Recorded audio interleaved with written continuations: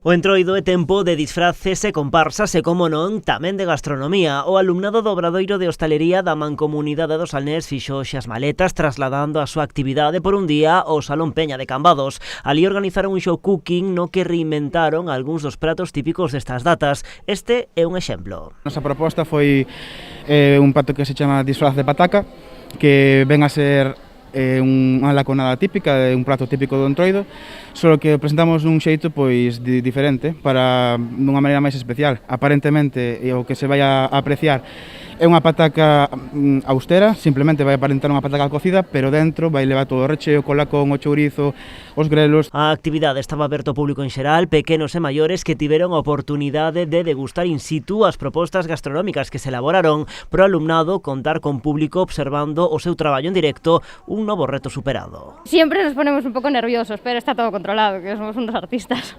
En cociña de porta para dentro está con máis soltura, pero igualmente faise todo con moito cariño e seguro que ha de ser todo moi ben.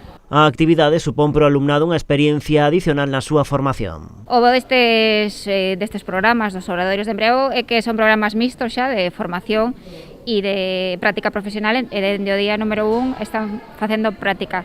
Levamos xa feitos show cookings por todo o Salnés, e para eles eso é o mellor, tratar directamente xa co público.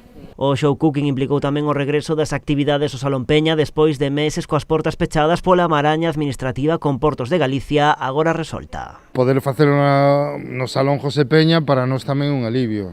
Necesitamos esta infraestructura para desenvolver actividades, unha infraestructura que ademais tamén foi sufragada cos gastos públicos dos cambadeses e das cambadesas, e creo que o razoable é que a veciñanza de Cambados poda disfrutar destas instalacións tanto no Entroido como noutras datas ao longo de todo o ano. Este mesmo espazo acolleu xa pola tarde os bailes de disfraces e a comparsa, unha opción que contemplaba xo Concello ante as malas previsións meteorolóxicas que se agardaban para este martes de Entroido.